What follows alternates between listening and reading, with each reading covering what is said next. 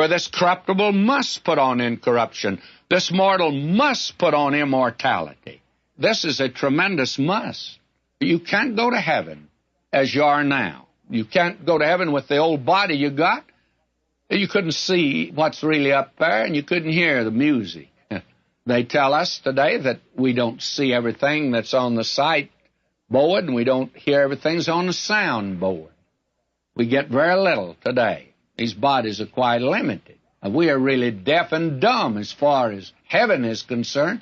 Even if we went up there like we are, we'd never be able to enjoy the place. We wouldn't know very much about it. We'd miss half that's going to take place. And friends, when I go there, I don't want to miss a thing. And therefore, I'm going to need a new body. This corruptible must put on incorruption. This mortal must put on immortality. So when this corruptible shall have put on incorruption, and this mortal shall have put on immortality, then shall be brought to pass that is written, death is swallowed up in victory. This is the victory of the resurrection, friends. O death, where is thy sting?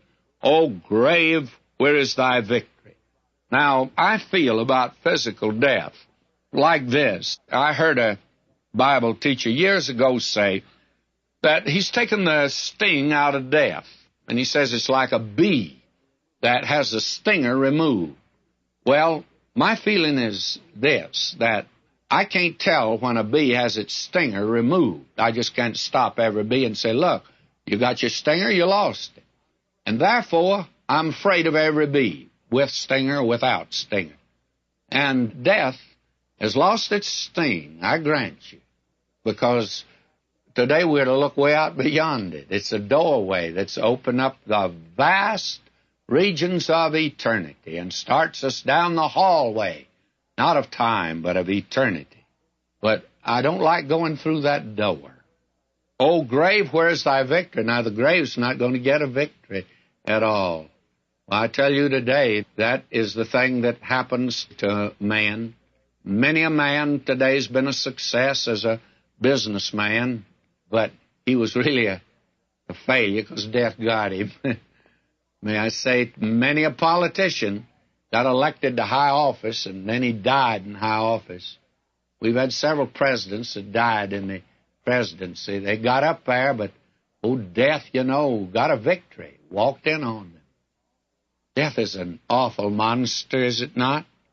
But now Christ has been down through that way, just as that ark went down into the Jordan River and over to the other side. Christ has gone down through the waters of death for me, and he tells me, I'm your shepherd. Remember, I not only lead you through this life, I'll lead you through the deep waters of death, and I'll bring you into eternity. So I'm afraid. I'm a little child. I'm afraid. But I'll put my hand in the hand that's nail-pierced, and he'll lead me to the other side. O grave, where is thy victory? The sting of death is sin.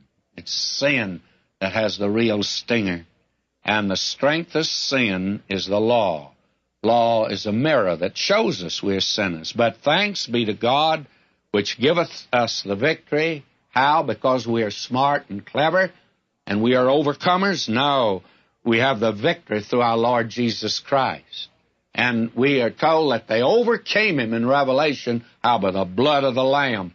That's the only way any of us will ever overcome. Now, on the basis of that, he says now, therefore, I think goes all the way back to the very first chapter. Therefore, my beloved brethren, be ye steadfast, unmovable, always abounding in the work of the Lord, for as much as ye know that your labor is not in vain in the Lord. Now, that takes me all the way back to verse 9 of chapter 1. God is faithful. Oh, he's faithful. By whom you were called into the fellowship of his Son, Jesus Christ, our Lord. I've been called into the fellowship of his Son. And Paul has already told me in this epistle, he says that all things are mine. And he said that Paul belongs to me, and we've been studying all about him. He's ours, friends, and Apollos and Cephas.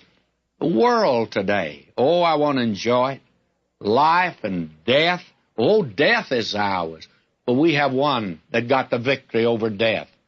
And isn't this wonderful? Things present, that's things of time, things to come out yonder in the future, all things are yours.